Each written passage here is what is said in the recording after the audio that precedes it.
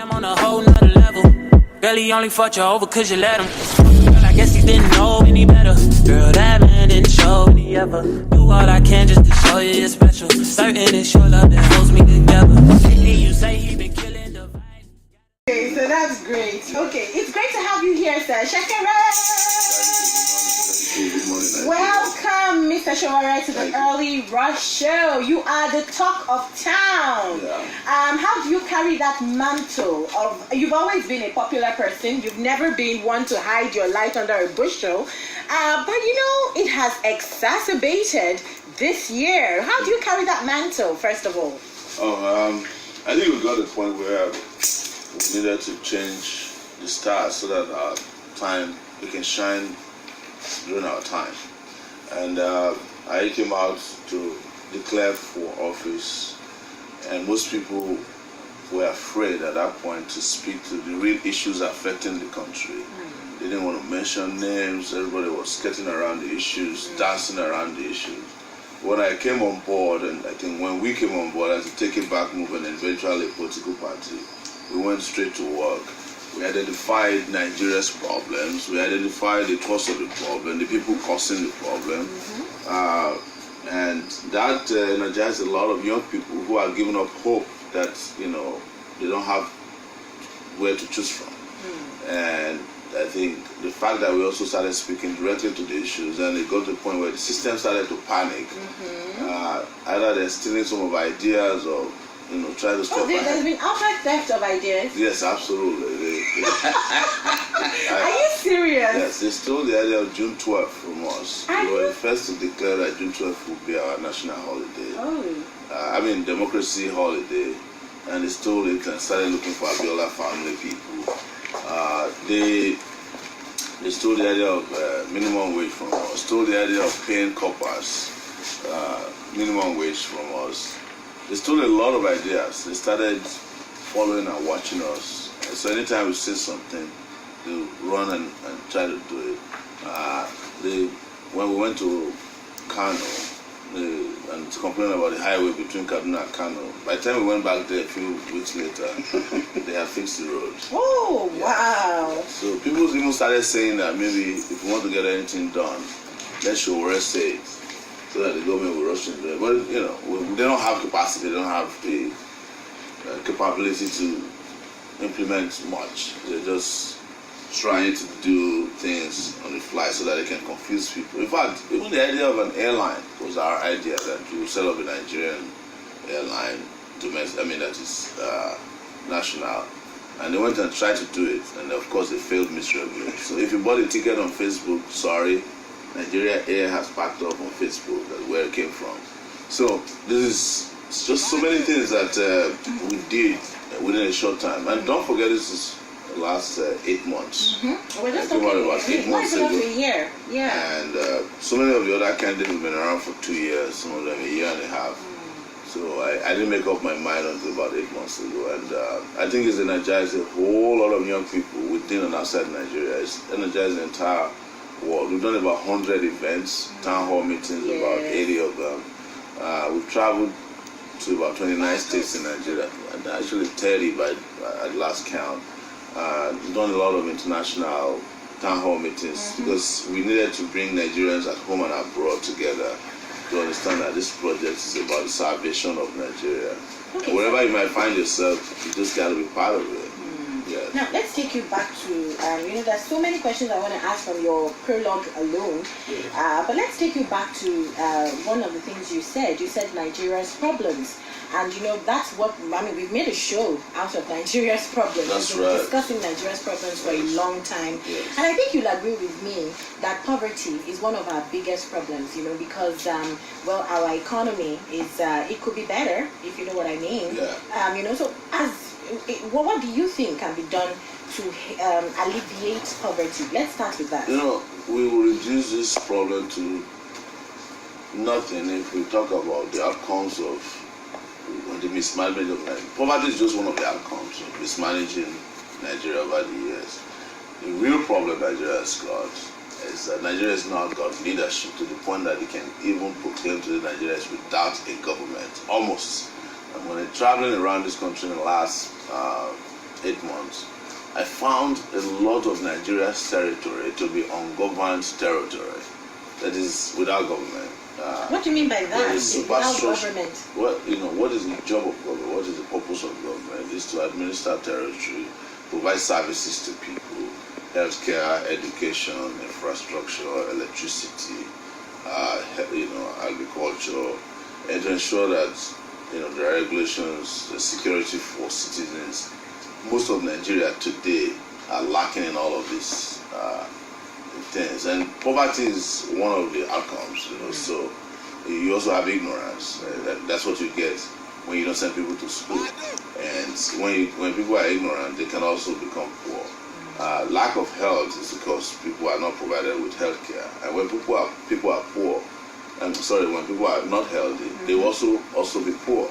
Lack of food is part of what government is not doing with them, because they're not paying attention to agricultural self-sufficiency. And people have no food, they cannot work, and then they become poor, right? So if you solve a lot of this, lack of security is, because if people are not secure, you look at all the farmers that can't go to farm, or people who are displaced from their homelands, who are real good farmers in Nigeria, even if it's just subsistence agriculture, they're at least farming. And at the end of the day, they can't do what they need to do. Then they become poor. So you can look at every area in which our government has failed, has led somehow to poverty. So if you fix the problem of poverty, you will fix a lot of problems. If you fix the problem of leadership, you will fix a lot of. No, that's causing the line. That's causing the line. You have to please modify. I'm not here to look. I want radio stations when you invite me. That is either you want me to talk or you switch off your camera. I have a platform. I have a platform where so let's look at this. Hold on, Joseph. I'm being honest because I'm heartbroken. Yeah, let's also welcome Are Onadende Ariyo. Good morning, Are. I'm very sorry for coming. No problem. That you came at all. I had an appearance elsewhere. Just left the studio now before coming here. Thank you very much. much. And I think it's a blessing here to have to be here on the hot seat. I've been looking for him. Yeah. That's why because I have 2 questions. Sowore is used to it doesn't look at it as hot seat because I really want to appreciate you. Obviously, I had learned the system before you got in. But you did very well. And coming from there, legal into exile to start surveillance and reporters, and from being that startup thing to what is a global brand today. Thank you. I commend you. Thank you. But you see, again, I share your pain in the way things have turned out to be in Nigeria. That's right. And I also share your vision that it can be better. I'm of that school of thought. But running through your manifesto, 2 things stood out for me. The minimum wage and then the number of houses that you promised to build. Yes. Knowing Nigeria, the money is there. Yes.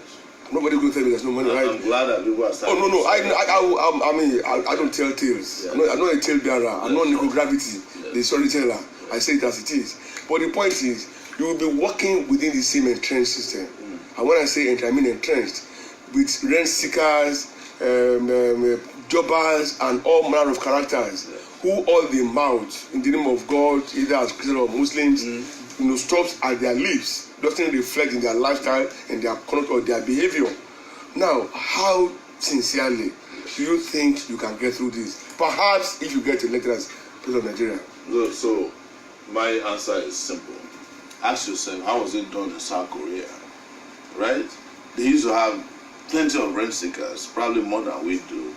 Last week, they just killed the former president of South Korea because the law became supreme in their land. Because there was a leader, you and I know, who stood up and said, never again.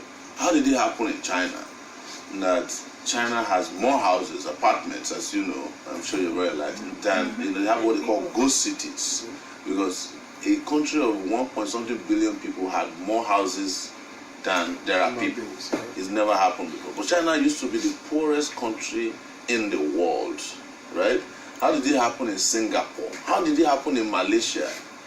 The guys that came here to NIFO in the 70s to borrow, I will use the word borrow, a palm kernel from us, a palm nut, took it to their country, buried it on the ground, and today we are importing palm oil from them. It's leadership, right?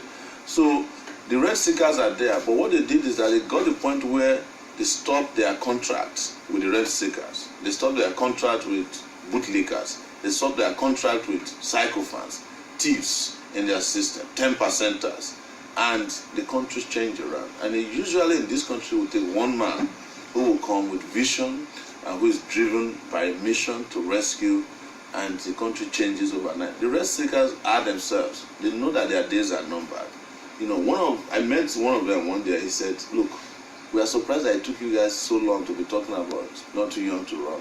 We thought this thing would have happened a long time ago. Because since nobody came and drove us away, we're having fun.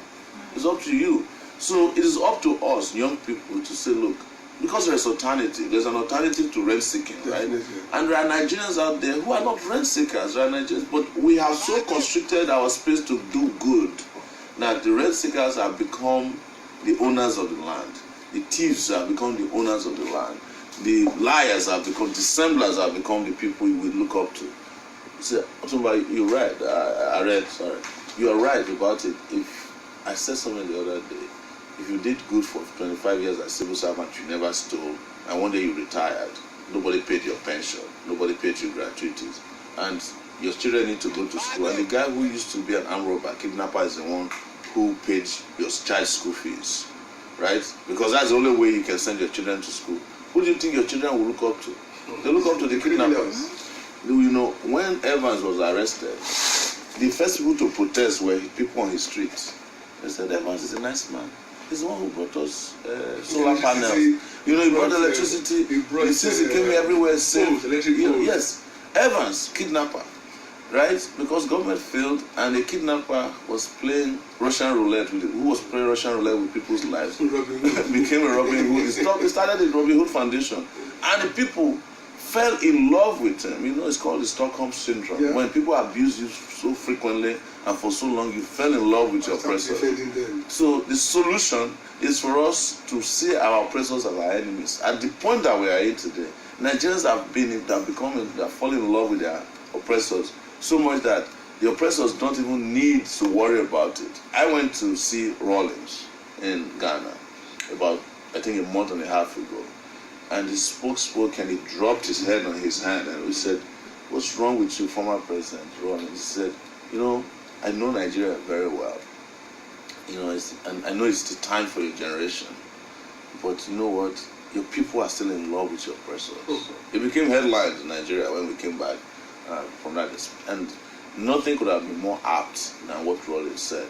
So to go directly to your question again, so that people don't lose track of it, is to say categorically that the people that we're talking about, they are emboldened and empowered by our complacency.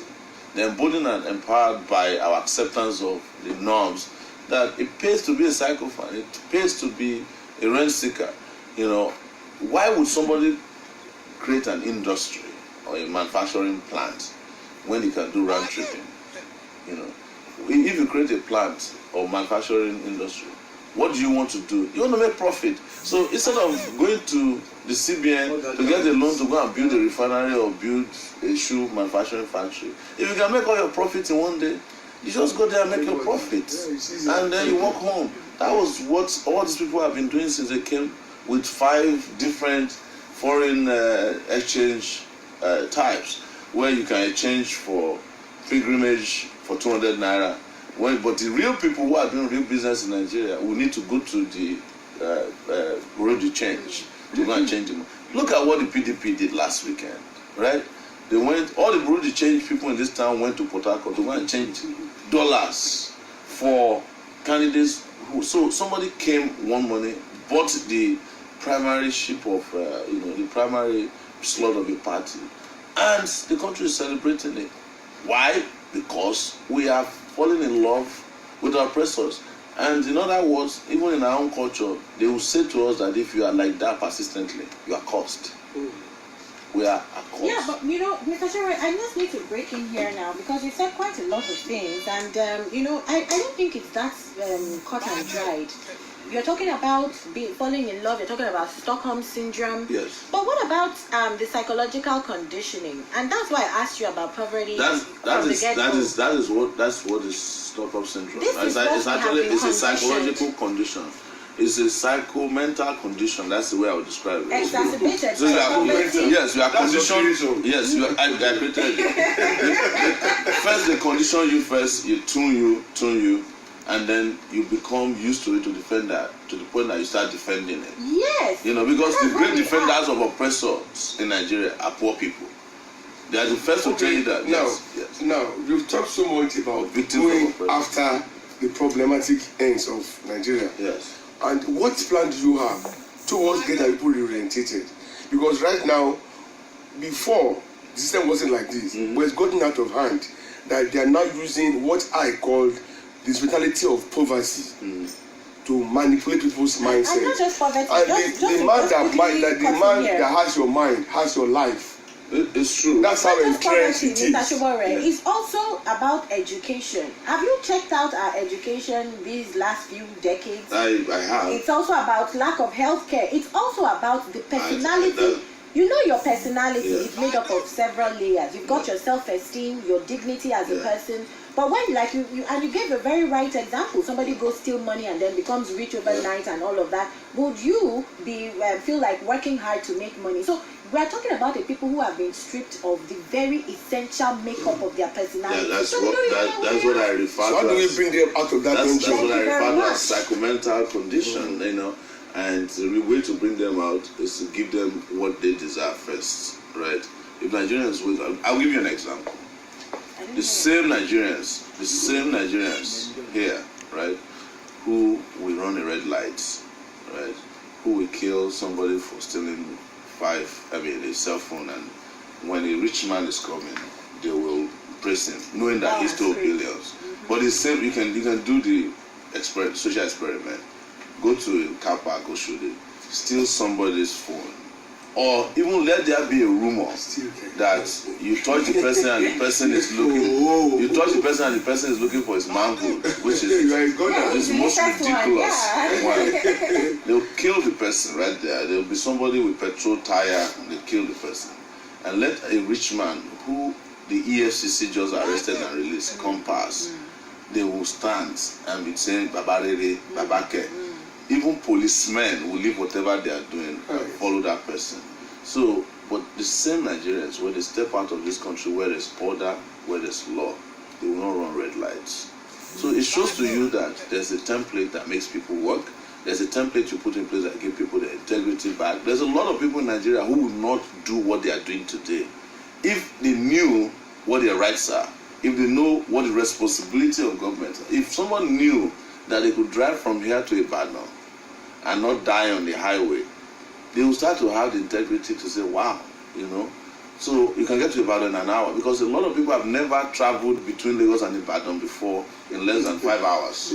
That's the truth. I slept on that road twice. Exactly. I was on that road. I traveled with this. I traveled within a 2-kilometer part of Ibadan Lagos road 2 months ago on my way to Ekiti. Spent 6 hours.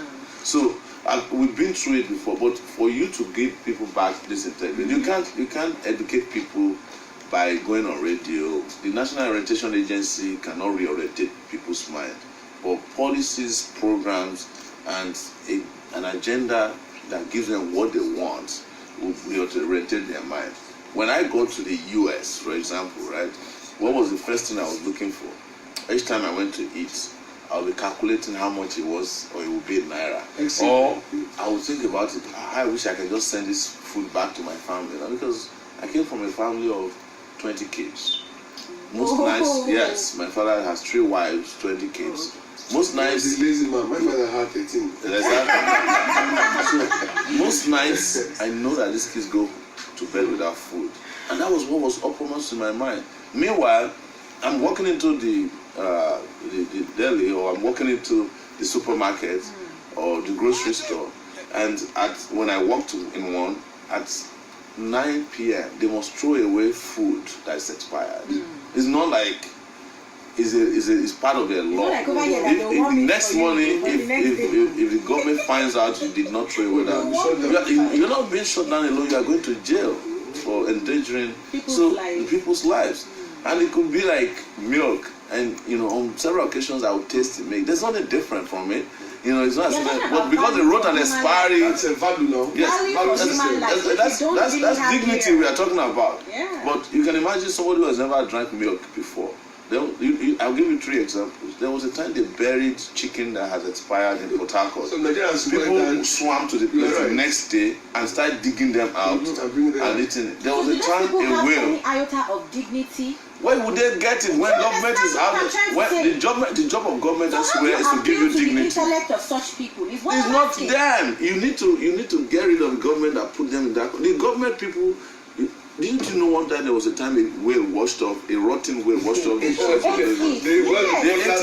Even when they came back the next day and they were saying that they have a running stomach. They still came and asked for more. Running stomach than empty stomach. Exactly. So it's a kind of country that, but I'm telling you that everything you see that was done to Nigeria and Nigerians is deliberate policy of stripping them of their dignity, psycho-conditioning them to the extent that they now became the defenders of their oppressive conditions. This is what I'm trying to arrive at. So let's look at one very key. Anyone that did not vote for Omoyele Sowore come 2019 is the enemies of progress, enemies of humanity. And even now, if you collect bribe agency are being used to vote for PDP and APC, so it's not the security agencies alone. Yeah, no, they are. If you are a pastor or you call yourself a clerk or a far, as they used to say, what do you think? one day you will die.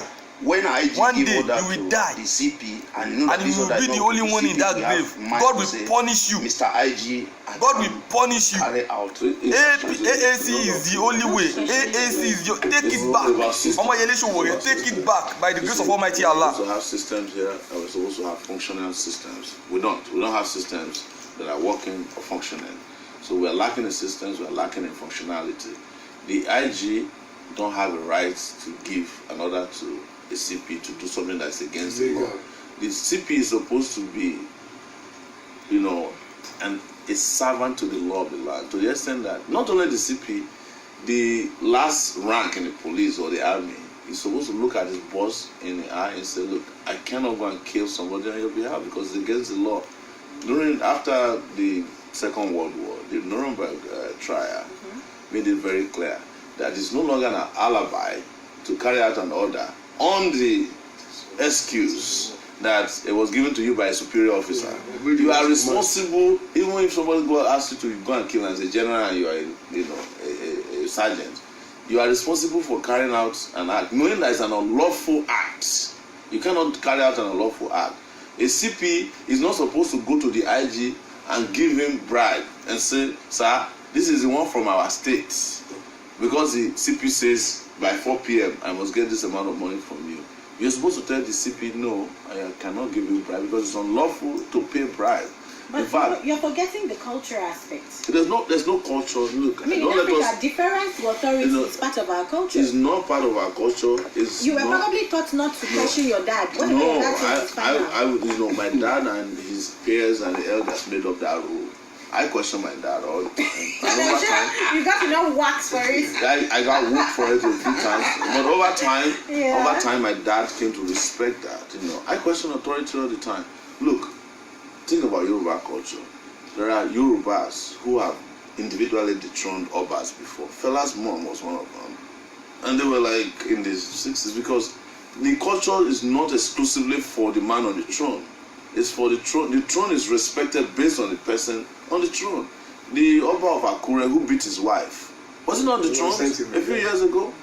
Before, the Oba could not be questioned. And why was it the throne? It was because on those days on Sahara Reporters, we kept reporting it that this Oba, it's not only that he beat his wife, he poured some stuff on her skin, and skin started falling. The woman is dead now. Even the man too is dead. The man is dead too. So because society said at that point, no, there's a new moral code in time. You can't just be Oba and go and beat up your wife and get away with it. Because that's how it is done everywhere. So our culture is, there's room for respect, but there's no room for you to ask somebody to go and do something wrong and say it's a culture.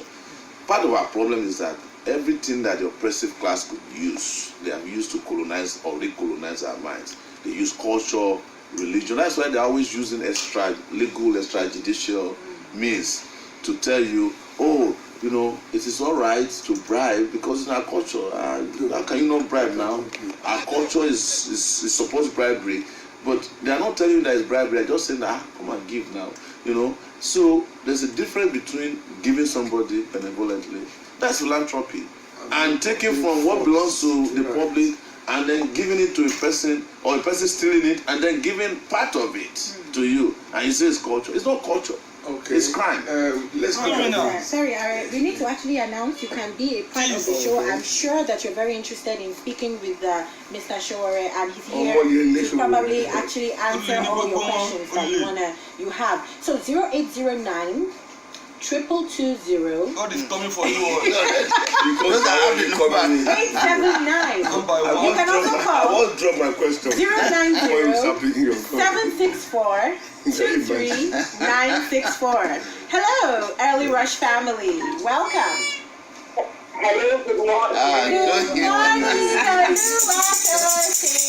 Hello, my love. I'm so happy listening to Mr. Sowore. I love you. I'm a groupie here. Yes. Thank you, love. Honestly, my favorite laugh is everybody. Good morning. But the problem is, those people that are out there that determine our fate, don't want these people that are talking about, those impoverished better than these people. How are you going to make them vote for you? They are out there and they are waiting for you to pay them before they vote. That is my problem. Sometimes you see me say no, let's support PDP against APC. It's not because I know that PDP is bad, but because I know that we need a bit to destroy a bit. That's just the way it is. Don't get people with it. I keep keeping them until they know what they are doing and to get the right people in place. That just keeps me crazy at times. I had this auntie of mine, she goes to their meeting very yesterday, she was telling me they get them 1,000 naira. And I was like, where is this going? This is not being the mother than the daughter than the son, that's what they want to campaign. This is campaign, you should be able to stay in your home. You didn't listen. Please, just tell me how you're going to do it. So I can line up behind your poster. I don't know what to say. Thank you so very much. Just going to do one thing. As an addendum to her That's question, yes, sir. As an addendum to her question and submission, we had a chat with Professor Patutomi. Yes. And last that week, was a gentleman. Ara was here again as well. And here was a gentleman who thought that he was playing by the rules of the game, a gentleman's engagement. And at the end of the day, when he was still busy, you know, he didn't even have the list of the delegates he was supposed to actually lobby or campaign to. And while he was still writing letters, he had everything was locked up and barrel. He had no idea of the address venue. or the location of the You venue. know, I mean, this is what we're dealing with. And then again, we also have another professor I forgot, is it Professor Mumumba or something, who was holding town hall meetings, talking with people, appealing to their. At the end of the day, the candidate who was able to pay won. Yeah. I mean, so this is what you're up against. So this is what I would have told Patu told me. If you have 22 million naira, how much is it? 22.5. Why would you want to give it to APC, knowing the party? Utomi should know better. You see, you can't go to courts and plead ignorance. Oh, I didn't know. That's the reason I committed a crime or a misdemeanor. Utomi knew from day one that these are criminals, and that's why I don't want you to use the word "is a gentleman." What is a gentleman doing in the midst of wolves and criminals? Yes, I'm starting to doubt Utomi's. He's a person I used to respect. I'm doubting his own sanity too, because I read on Facebook that he couldn't even locate the venue. He told us. Somebody had to call him. Somebody had to call him, and they announced the result. If you have 22 million naira, why didn't you go and join Sowore's party? first, it wouldn't have cost him that much money to be a candidate. We would have been able to use that money with 22 million naira. We would have printed a lot of posters, done a lot of radio jingles to change the narrative. So, if we had 10 Pat Utomis, I never knew Utomi had that much money. It looks like somebody who's too frail and too poor for me sometimes. So I will engage him. I will engage him when I see him. If we have that kind of money and we have 10 Pat Utomis, that would be 220 million naira. If we get 220 million naira in our party, African Action Congress, I swear, by my mom and my dad, who is late, and my ancestors who are up there, not the useless ancestors who are still with us, that we will shake this country to its foundation. So let people also, people are making wrong. Buy votes. Is it going to buy? It is what it is. No, that's part of the problem. We are justifying what is wrong because it's not what it is. Because if it is what it is, this country will be El Dorado today. We are in this condition today because we justify. It is Now let me say this. Jericho rice. How long can it serve you? But do you think about that? Now let's change. You saw HET. You saw Oshu. Now let's change this lane now. Okay. Nigeria is not a town or a city or a local community. It's a huge geographical spread, and it's you that have been reading, that have been listening to. The first amount with you was your interview on Fresh with your brother. Right. Let me ask, can we have a peek into your team? Because being Nigeria's president, it's not a tea party. Yes. Before I talk about the team, I want to disabuse your mind about something. I studied geography and planning at the University of Lagos, and I know a little bit about geography. Nigeria is not a huge country. We aren't? We're not. So I've lived in the US for 19 years. The US has 50 states. One US state, Alaska, is bigger than Nigeria. In size of population? In size, Population we'll talk about later. Nigeria is just twice the size of California. Twice.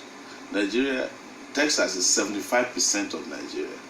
When you walk into those places, you see a highway from one end to the other. Okay, let me give you another reason to. America is like hundreds of years old. It's not hundreds of years old. Like if you look at how long the continent of Africa has been, physically we've probably been here as a people, as a continent, earlier than most people. Civilization has been traced to Africa several times. It meant that this place has been around for a long time. Right. It's been around for, in fact, what you see in Egypt, which is part of even before the biblical days, yes, Africa wasn't been around. Yeah. Even if you look at the Bible, it talked about Ethiopia. They got close to Ethiopia. But this is verifiable history. So Nigeria is not big. Nigeria is a small country. If you are flying in the US, you're flying from the East Coast to the West Coast. 6 hours. It's the same amount of time that you do flying from New York to London. Yeah. There are times that if you're going from New York to Seattle, if you don't have a direct flight, you arrive in Nigeria first before the person going to Seattle, and you're still in one country. Yeah. And there's a highway also between the East Coast and the West Coast. It takes a week to drive. But you drive on this highway, you get to your destination without almost sometimes hitting a bump. A bump on the highway or a pothole. Because there's leadership. So we dramatize our suffering and the incompetence of our leaders by claiming that Nigeria is big. Another thing they will tell you is that Nigeria is complex. It's a complex place to govern. Yeah. You ask them, why is it complex? There are too many ethnic groups and all that. In New York alone, every family is represented in New York City. You find Italians, Malaysians, but what do you think keeps everybody going is that you work 1 week, at the end of the week you collect your salary or wages, you go to a club, you drink yourself to stupor, you want to buy clothes, you buy clothes. In the US, your first hour of wage, so we have been here for an hour now, right, almost. Well, your first hour of wage is calculated to be able to buy you breakfast, pay your transportation to work. That's your first hour of wage, and you work for 8 hours. So when I arrived in the US, my wage was $6.50 or 25 cents. That was the first job I had.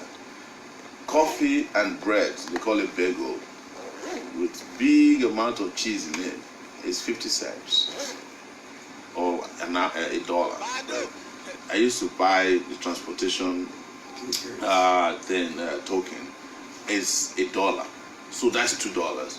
So I save. If I want to save, I'm able to. After eating in the morning, I'm able to save $4 in that first hour of work. It's not. That's not to say that you don't have other issues to deal with. I mean, it's not all Eldorado.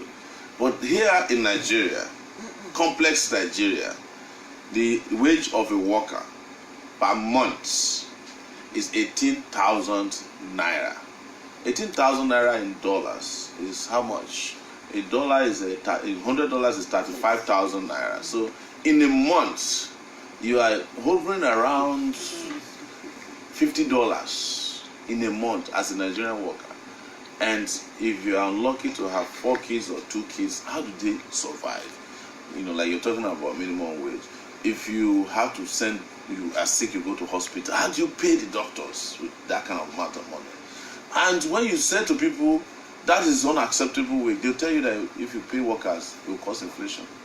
It will cause inflation. Facebook economists will be telling you it will cause inflation. You don't agree? Then you turn around and say, so how is it that our senators who go to work 12 times a month, some of them have not been to work for almost 2 months, they closed down the Senate, but their allowance one day has never been affected. They are collecting that 13.7 million naira on a monthly basis. That's just the allowance. They have 200 million naira as constituency project that they have to collect. They never implement these things. They also have salaries, and then they carry out extortion in the name of constituency visitations, oversight to ministries, departments, and agencies of government. And when you look at it compared to what the minimum wage is, the Senate, the National Assembly, spends about 1.3 to 5 trillion naira a year. All the workers combined together, their minimum wage, if we pay them 100,000, it will only cost Nigeria 1.3 trillion naira more. It's the same amount of money we waste on this character. But nobody will ever argue, even not the Facebook economists or real economists, ever argue against the allowances that our senators are collecting. Right. You have not gone to governors. You have not gone to the president who is flying around in night jets. So, Mr. Sowore, we have a caller. Yes. Please turn down the volume of your radio set. We're so sorry about it. We just wanted him to actually get to the end. All right. Aaron, please hold on. Hello, good morning. Thank you so much for being here. Olumuyiwa. Yeah, good morning. Right. Go right ahead. Mr. Sowore, good morning. Good morning. How are you, Olumuyiwa? Yeah, I'm fine. You see, I have been following political trends in Nigeria. And it is unfortunate that what Nigerians are saying now is that we have just 2 parties that are going to contest. All other ones are just erased. Now, if not because of Mofe, I wouldn't have heard your voice, although many people are talking about that, say maybe one day I will listen. How do you want Nigeria to hear your voice? You know, in this present Nigeria, if you don't have billions upon billions to settle others, to settle religious leaders, to settle many people, so that they can campaign your name and send their Go on. I'm really If you don't have money investment of today, in a country where people spend millions of dollars just to run primary, how do you want to go far? Good morning. Thank you very much. Mr. Sowore, we'll do it like this. Let's pick a couple of calls. Yes. Because when you live here, I'll be the one that You have to deal with consequences. Hello, good morning. Good morning. Thank you so much for being here. What's your name? Where are you calling from? This is Akim from Napoli. Okay, welcome, brother. Please go right ahead. Yeah, I'm so glad that I could call in today. I've been trying all this while. But you see, I'm happy people like Mr. Sowore is in your studio. See, let me just go straight to the point. Mr. Sowore, find a way now you can get people of like minds like you. There are many of us like minds like you. But the thing is that there are no landing points for us. And this is what Akim? I don't want to put. Yes. Go on. Yeah, it's because people that know the. Oh That's pretty bad dear. network. We're so sorry about that, okay? Akim, do try to call back if you can. Hello, good morning. Hello, good morning. Oh, good morning to you, madam. What's your name? Where are you calling from? My name is Bukola, and I'm calling from Lekki. All right, welcome, Bukola. Go on. I'm so happy to have gotten through today. How are you? I'm doing well. Thank you. Good morning. My Brother. president at the University of Lagos. Wow. I'm so glad that you are still the same as you were those years ago. Thank you. Thank you. Well, I'm glad.